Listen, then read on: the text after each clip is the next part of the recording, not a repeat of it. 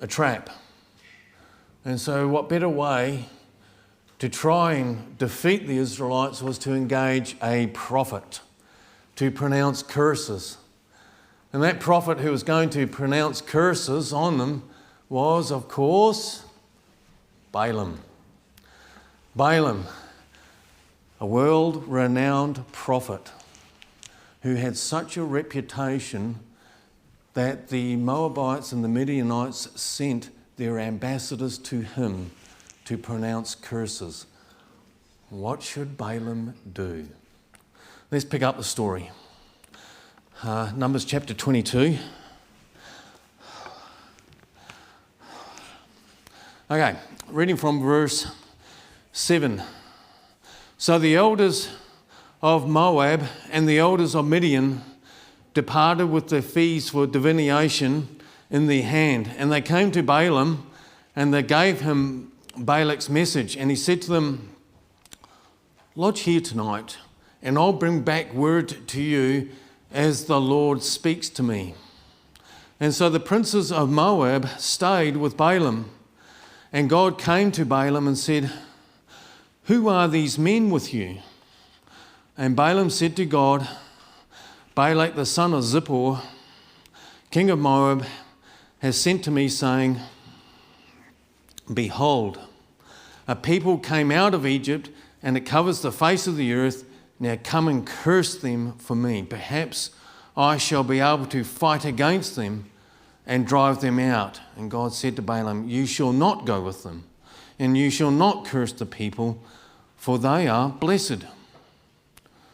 So Balaam rose in the morning and said to the princes of Balak, go to your own land, for the Lord has refused to let me go with you. So the princes of Moab rose and went to Balak and said, Balaam refuses to come with us. So we see here that come there, they make their request, and they offered what?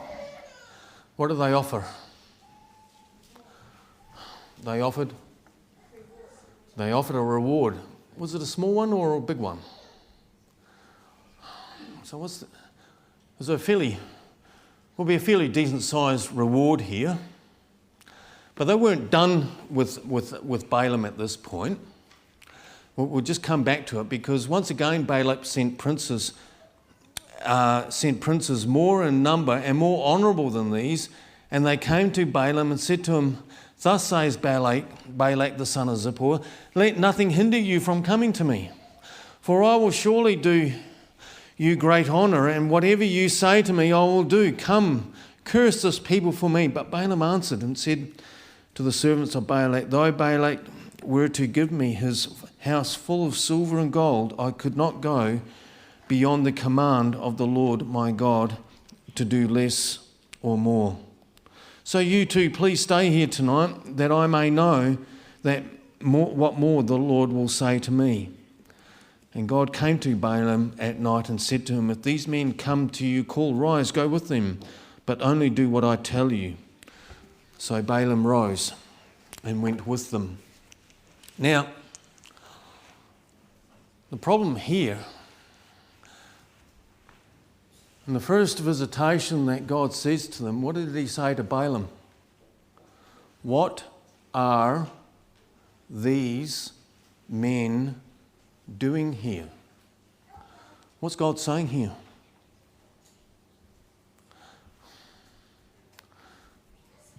What are you doing? What are you doing? You are dilly-dallying with temptation here. That is the problem that Balaam has here. He should have said no straight away. Oh, but he took it to the Lord in prayer. Was that a good thing? Was that a good thing? You're not sure, are you? Not under these circumstances. But why? Isn't prayer appropriate any time?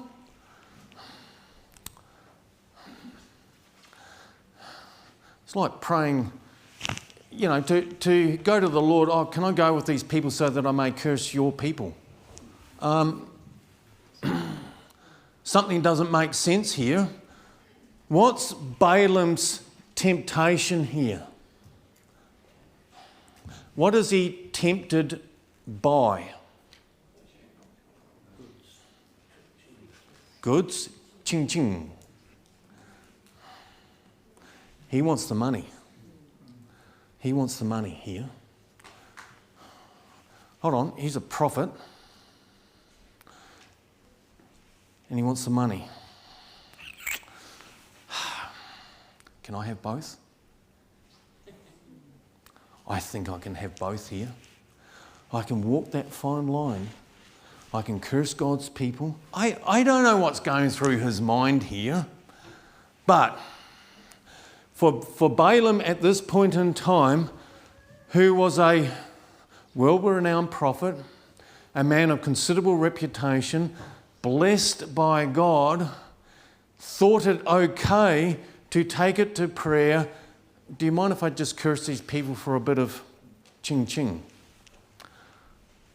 Strange, do you think? This is really odd here.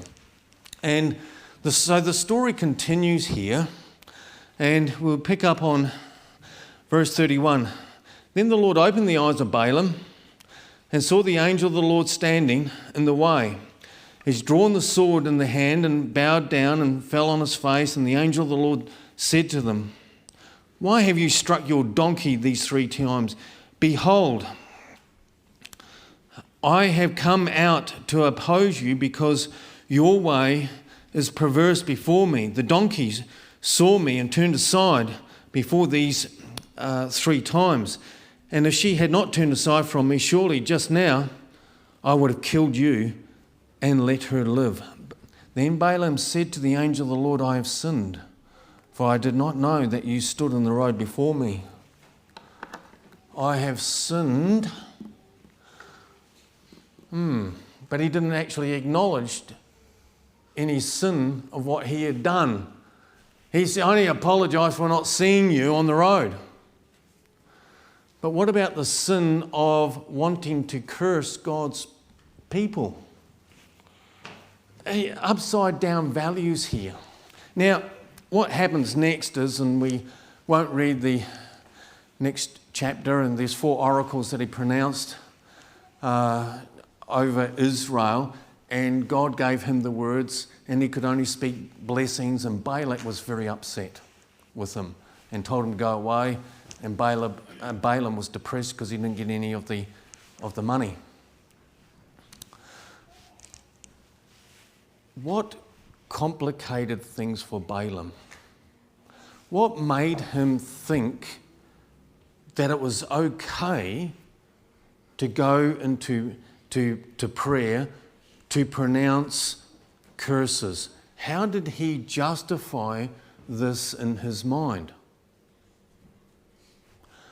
You see, there was a thinking process that would have gone on in Balaam's mind as a prophet to say that this was okay.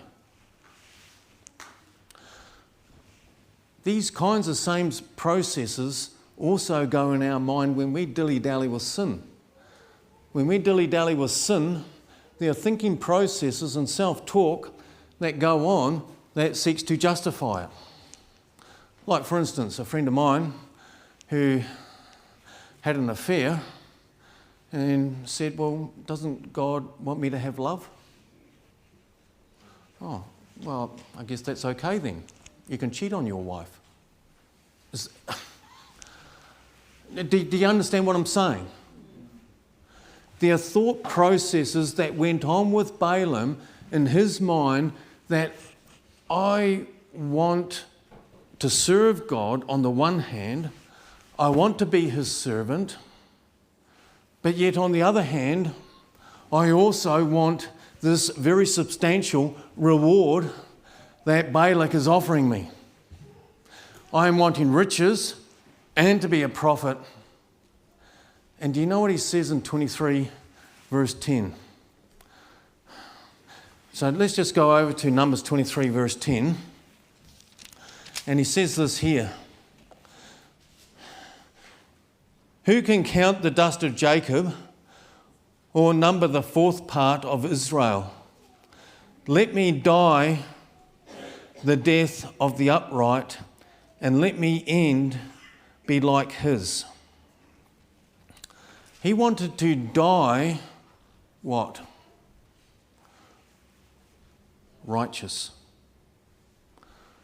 Who here does not want to die righteous before God? All of us do. Balaam did. But things got messy for Balaam. They got clouded by all these different kinds of motivations that seemed to muddy the waters, whereby he could no longer differentiate between his role as a prophet, a servant of God, and serving his own needs. It got so muddied that he thought that this was okay. Do you see the tragedy in that? That could never happen to us, right? Our waters could never get muddied, could they? One of the things that we value very much in our world is independence, individualisation.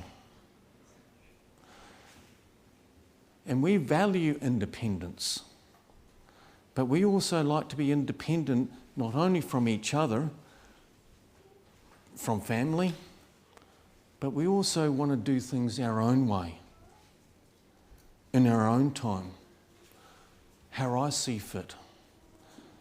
And sometimes our motives and what we do and the things that we do, think and say cloud our service for God. Let me illustrate this.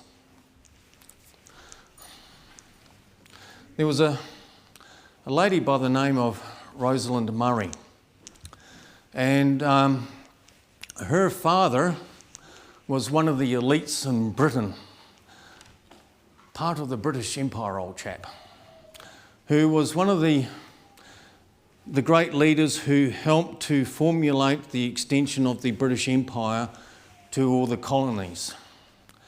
And what the notion was to extend Western civilization to all the other countries, and forgive me for what I say next, but that was the motivation back then. It was to extend the Western civilization over colonies who were primitive and to impose that kind of humanistic Western civilization apart from God. Now, the daughter of Murray was Rosalind Murray. She converted to Christianity and wrote a book that was called The Good Pagan's Failure. The Good Pagan's Failure. And she was doing a critique on her father's work. And she says, the West lives under the rule of the crowd, where it is the crowd opinion which forms the ideas of the modern world. She wrote that in 1943. And I find that quote back then quite insightful and astounding. How much more relevant is that today? And she wrote it back then that the West lives under the rule of the crowd, where it is the crowd opinion which forms the ideas of the modern world. Now, I said to you that we love being independent, don't we? We love, the West values individualisation. How does that fit with that? We all like to be uniquely the same. We all like to be uniquely the same. We don't like to be different. God calls us to be different. Now, just to extend this idea, independence is necessary so that we can separate or differentiate from unhealthy codependent relationships. But independence is harmful when we seek to be sovereign of our own destiny. We want to determine the destiny on our own terms. It's my way. So we want to be the little g in the God part. You shall be as gods, as Satan says. Today's temptation for us is that we will be the little g, the God of my own destiny. How does this operate in the real world? Now, just give me an eye on time here. You recall that the Jews they were in the exile in Babylon. How were they to be Jews in that world when the whole purpose of Babylon was to assimilate the Jews into their culture so that the Jews will adopt Babylonian culture, their values, mores, their beliefs. And when they adopt their culture, they will be Babylonianized. Most of the Jews became assimilated in that way. Now, if you were to look at Babylon, Babylon's purpose was to conquer. They had many gods, they were multicultural, and for many of the Jewish people, they would have had to, in order to assimilate, walk both worlds or compromise. How were they to live in the world of Babylon? Now, there's a fascinating book that's recently come out a few years ago, about 2019, and it's called Digital Babylon, Faith for Exiles. And he makes this observation here, is that the digital Babylon, being the media, social media, and the internet, that it is designed to conquer. It's also designed that it will help to assimilate into the culture of the world of the internet, and the internet is the imperial toolbox as they described it. As they describe it, you know, the Bible is viewed by many on the internet as oppressive. The Bible as being oppressive. Interesting, isn't it? That would explain the hostility towards Christianity. Do you know last week that there was a group of Christians who wanted to go out for a meal to celebrate? They were refused service. They were refused service by that restaurant in New Jersey in the States. And guess what protest there was? Oh no, nothing from the left. There was no protest about that. Who cares? Why? Because the Bible is viewed as oppressive. And as a consequence, there's that hostility towards Christianity, and the internet makes it difficult to navigate and find faith. Because what the internet does, it makes everything murky. Because this one says this one says that one says this, and this. And all of a sudden, it just seems to go to soup, because there's literally millions and millions of websites that people access, and that are both Christian, non-Christian, and everyone has their own ideas. And the consequence of this is that ancient Babylon was the pagan but the spiritual, hyper-stimulated, multicultural, imperial crossroads that became unwilling home of Judean exiles, including the prophet Daniel in the 6th century. But digital Babylon is not a physical place. It is the pagan but spiritual, hyper-stimulated, multicultural, imperial crossroads that is the virtual home of every person with Wi-Fi, a data plan, and that is for most of us. Beware of the danger of the internet that can easily erode our faith. Do you know that the average person spends 2,767 hours on the internet per year? Per year. Do you know how many hours for a full-time job? 38 hours a week or 40 hours a week. You're looking at around about the about 1850. Don't quote me on 18 exactly. 1850 hours gives you the idea. You've got to have 4 weeks holiday, you know. So, 2,767 hours per annum on the internet. That's phenomenal. That's well over 50 hours per week on the internet. What on earth would a person be absorbing during that time? What's filling the mind? What's altering the culture and the thinking? 291 hours for churchgoers are spent for, on spiritual searches, while for non-Christians it's 157 hours. But again, you have to ask yourself, how does one establish the quality and the veracity of that information of those 291 hours? We need to be careful where we get our information from. Parents, you need to be aware how much time has been spent on the internet. I get that there's some good stuff, but what filter do we use? What filter? I think that this is astounding. Do you think that Satan is using this to steer people away? Do you think that Satan is using that? Absolutely. And we need to be extremely careful of this. And,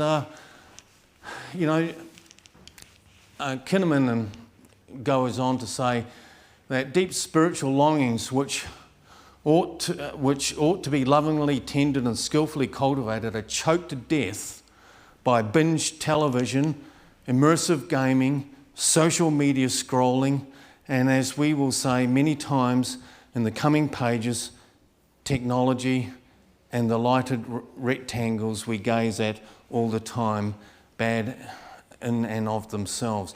But if we're not vigilant and intentional, digital Babylon glitzes and blitzes our days so completely that we never get around to pursuing the deeper things of life. You know, what I found disturbing about that quote was that, when he says that that our Christian experience can easily be choked to death by television, immersive gaming and social media. And that's why we need to be very careful about how much or what we view and what we see on the internet. And you will know, 2,767 hours on the internet, that is going to influence people's minds, hearts, and where they're at. Do you know what's also disturbing about this? When somebody spends 2,767 hours on the internet, and if they are a Seventh-day Adventist Christian, do you know what they will be saying? It's okay. I am okay. Oh. What makes you think that you're okay? Well, I know what is right and I know what is wrong and I can guard it and I can manage this. Really? That's what Balaam thought.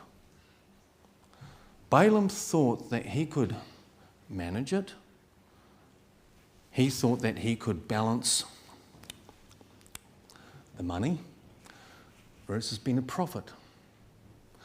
Balaam had visions of the whole plan of salvation right through to the glorification of Israel and spiritual Israel and the Messiah.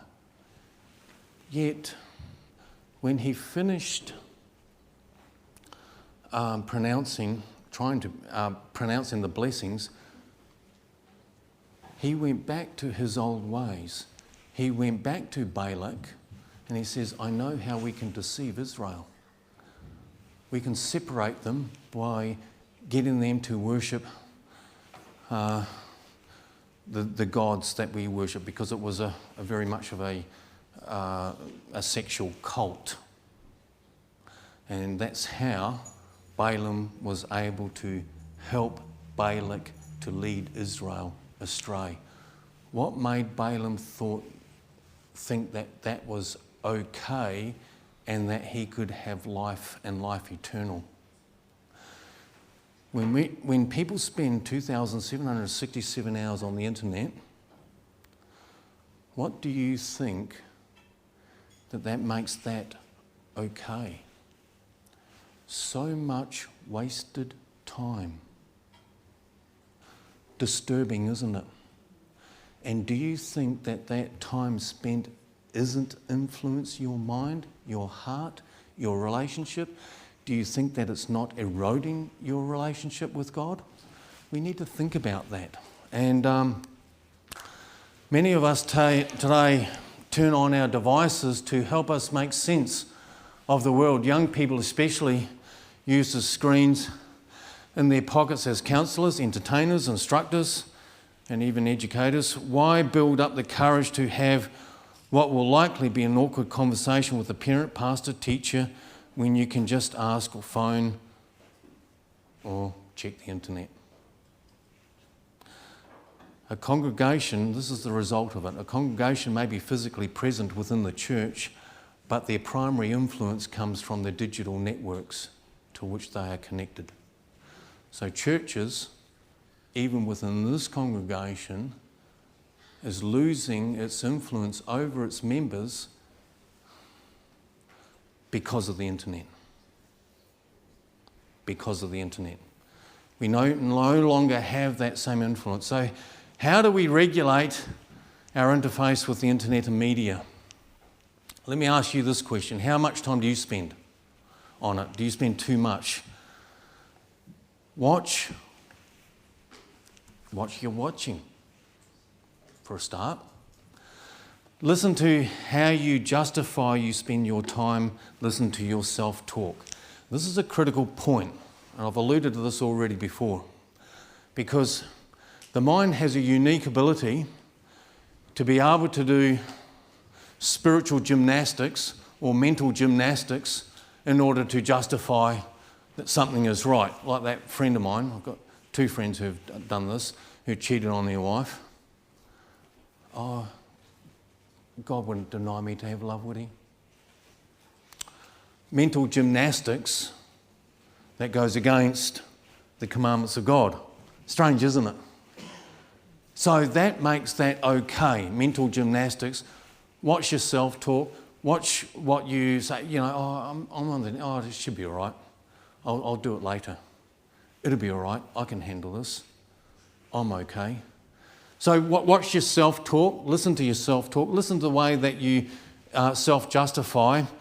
But create time away from technology. Now, I know that you can use the Bible and use your phone during the day to look at it and to look at other books. I get that. And that's fine. But when it comes to your main devotional time, can I suggest that, show my age here, I know. See, this has got paper. I know they said when I was in primary school that we'll go to a paperless world. Fortunately, they're wrong. I get that I'm older and old-fashioned now. The reason it creates separation from technology. When I read the Bible on the internet, you get all these pop-ups all over the place. This creates separation. Turn the phone off. Have that time away. Have it away from your office, your desk, or kitchen table if you can. Have some quiet time away. The paper version helps to create a sense of time with God. This is devotional time. The second thing is that we need to be very intentional about what we do with our time. We need to be intentional about spending time with God and intentional with what we watch, what we're watching, and how much watching where you're watching. You know what I'm saying?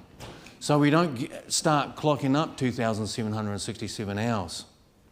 And parents, monitor the internet of your kids. We have to do that. I get that they can be a really good babysitter. I get that. I am a parent too. And I understand all that. But it's a very easy babysitter. The internet has become the priest and the prophets and the instructors of our people. Make no mistake about this. The internet is the Babylon of our times. And we must be aware of that. And the internet has a unique ability to muddy the waters of our faith, whereby we have difficulty seeing through the murkiness on which it creates. And no longer do we have the clarity to follow God, to rise above all that murkiness, the mundaneness and the messiness of everyday life. Somehow our worship with God must be number one. Life is murky, life is messy. God must be number one.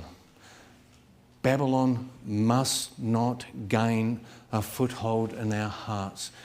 Jesus wants us to worship him and him alone. Balaam betrayed God, but he was able to justify it in his mind. He wanted to die a righteous person, but he died an unfaithful prophet, an apostatized prophet, because things became too murky. Let's have a laser-like focus on Jesus, who died that we might live. Isn't that good news? Nothing else is more important. Learning about the wonderful sacrifice that he has made that we might live. He died, suffered, and he's risen again, and he's coming back again. Let us never, ever forget that.